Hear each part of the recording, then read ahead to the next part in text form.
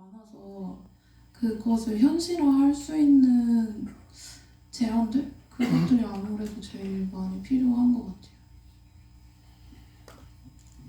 Or remembrance of humanity, we're humans, and how the role of art specifically needs to maybe perhaps be redefined as it has become a sort of recursive media. And you touched upon this towards the end of your talk, but can you share with us a little bit more about how in your artistic practice you want to work with this mass externalization of memory and how it will impact the nature of image making? Yeah, I have to admit that I don't have a big interest for self-identity because I have no experience of that, sincerely. So if I try to answer to your question, your general and specific question, in fact I wrote the first fiction novel in French with artificial intelligence in 2020. And so I have a blurry idea of what I want to tell, the narratives. And I begin to write one sentence, and after I ask to the GPT-2 to complete my sentence, and I choose the sentence I find interesting. And after I continue what the artificial intelligence wrote. And in fact, at the end, and it's 200 pages of fiction, I didn't remember what I put in the book and what artificial intelligence gave me to write this book. And I think that I'm really looking for this alienation, to lose myself. Andy Warhol said in the 60s that you want to become a painting machine, and I try to do the same thing.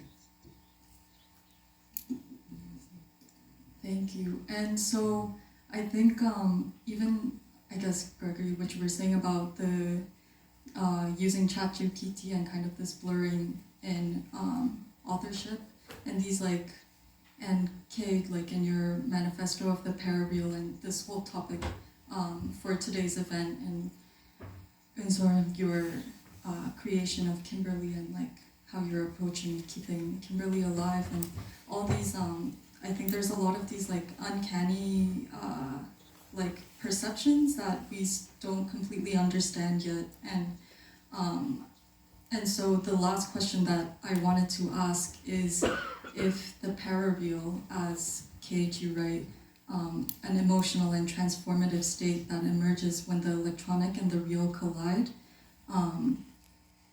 will ever cease to exist, and if it is perhaps actually important that we maintain this kind of awkwardness or this liminal space. And that's to all of you. The founder of the Electronic Frontier Foundation, John Parry Barlow, wrote a manifesto, or a note, which was called the Declaration of the Independence of Cyberspace back in 1996. Presented it at Davos in the World Economic Forum.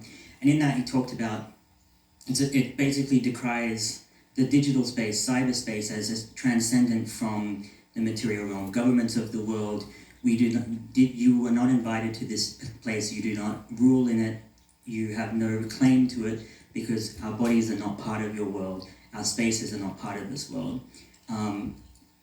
Fundamentally, that is a naive way to look at digital technologies, because so long as they exist as servers in buildings and are connected either through wireless connections or through giant sea cables, they are bound forever to the material world. And to kind of suggest otherwise is part of why we have a lot of these problems in the first place. Things like surveillance, for example, digital surveillance has been made possible because of a kind of mischaracterization of what a digital society or what cyberspace is. Although you can kind of play in cyberspace a lot, the parareal in our case will never go away because it relies on both the digital and the real. And I don't think we will ever, we will never crowbar the real off of the digital space. It is always a secondary element. It's always dependent upon some kind of natural resource, some kind of physical location somewhere in order for it to survive.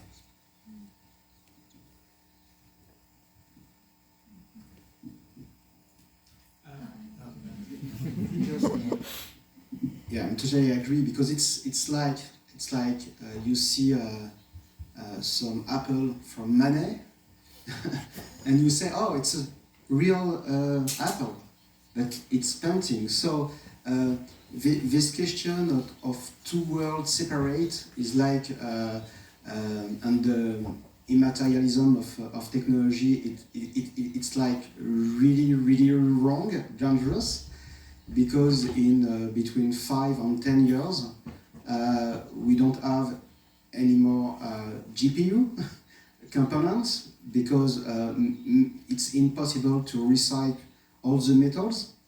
So something have to finish with that.